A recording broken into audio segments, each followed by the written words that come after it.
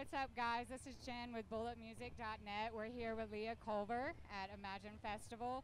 Leah did an amazing performance yesterday. So Thank you. first of all, I wanted to ask about all of the new additions, the visuals, the band members. Like, you seem to have really evolved the show. Thank you. I think it's really important to try and step up your game every single time you step on the stage. So this year we really wanted to incorporate more live elements. So we brought in an orchestra, Ricky on guitar, Ricky Mears nitty gritty, Okay. John Wilkes on the drums, and we had the entire Atlanta Kids Choir. Yeah, I noticed there was quite a bit going on up there. It was an Yeah. amazing show. So is this the first time you've performed with the choir live? Yes, this was the first time that we've brought in more vocalists, so that was really cool learning the production. Like, as far as the back end part of it, it was really a good learning experience to see what all it takes to make that stuff happen live, day of, you know? So what about the cartoon graphics and the visuals? Where is this coming from? I noticed it was really, really like brilliant colors and just fun. It was very fun.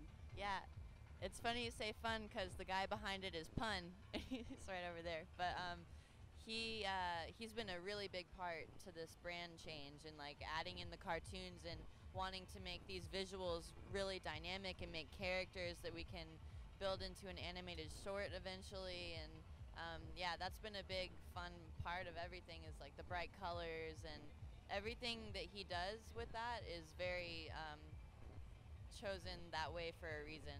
He's brilliant. The visuals are like next level. When I saw them, I was like about to cry. I was so happy. I've always wanted good visuals, and we made it happen this year. We had actual animations by the Pegbarians in the Netherlands. Yeah, so I'm excited. Yeah, I definitely saw a very cohesiveness to it. I saw the vision. So yeah, definitely props on that. It's really, really nice. Thank you. So talk to me about your projects that are out now. Or do you have singles? What are you working on right now as far as that goes? Right now, once I get back to LA, I'm working on a song with Borgor. It's going to be called Mattress. And I've got a song with Marshmello called Fly that will be released at some point. I'm never sure when those songs will be released, but Yeah. I just know I worked on them with them. And as far as my own music, I've got a lot of music I'm sitting on. And I'm going to Icon Collective, a music production school out in North Hollywood.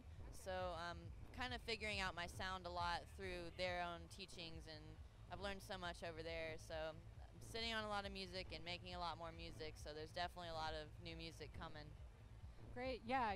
So you mentioned being in Hollywood. You made the move out to California, to LA, correct? Is that so? How has that transition been going from Atlanta to LA, and what are some of the differences in the markets? Just personally, Atlanta is always going to be home. I'm from here. I'm like born and raised all my life here until like last year when I moved to LA. And so there's never going to be anything that tops Atlanta in my heart, just with all the wonderful people that come out and support, and my family is all here and all my friends. But I've met a lot of great people out in LA and a lot of really talented new friends. And it's definitely been helpful to be out there in different ways, like the studios and, of course, like the different artists that are out there that I've met. And it's made collaborating a lot easier. But, you know, Atlanta's home in my heart no matter what. And, you know, there's so many trees, and I just love trees and being outside, so Yeah. that's another thing. Do you find that that being out there makes you appreciate home a little bit more, or were you always, just in love with home? Or I would say, honestly, I've always been so genuinely excited about Atlanta because of all the energy and talent that comes out of Yeah. here. And all of this, I have so much support that I'm so grateful for here. So I'm just fully, deeply, madly in love with Atlanta and all the people in it. But, I mean, LA is a great place, too. And I'm having a lot of fun out there, too, and learning so much at Icon. And I don't know, I'm just grateful in general. It's been a good lifetime so far. Great.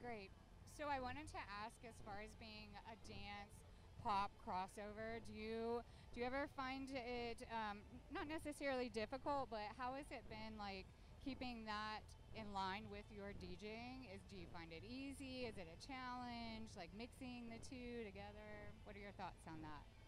I'd say it's definitely an interesting thing that we're doing right now, and it's a good time to ask me that because we're really just nailing it all down now, figuring it out right now.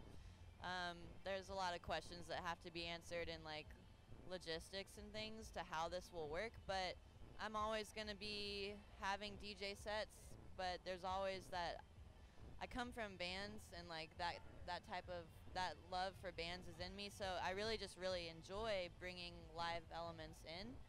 So to answer your question, I think that yes, I'll always be doing some kind of EDM thing, but in my opinion, EDM is kind of pop nowadays. So bridging the gap between those two genres is pretty easy, and I don't even really think about genres. Really, I'm just kind of doing whatever comes out. Great. So this is you perform at Imagine Festival every year, and this is one of your homes.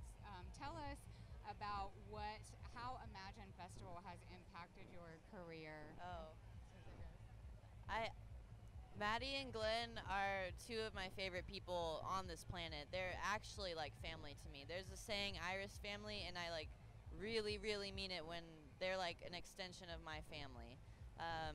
And they've supported me since day one. I would say they found me really. I was a DJ in like 2011. I think I linked up with them in like 2013 or 12, and it's been a journey watching them grow, and they've supported me and helped me grow. And so Imagine Festival is always definitely really important to me to do my very best and top whatever I did last year and make them proud because they're my family too, and I really just want to make them proud. So it's important. Imagine Festival is really important to me, and it always will be. No matter where I go with my career, I'll always make sure that I'm playing Imagine and that it's the best that I can make it. Okay, great. Well, that was all of the questions I had for you. Is there anything else that you want to let the fans know about? Anything I didn't touch on? Anything you want to promote? Anything like that?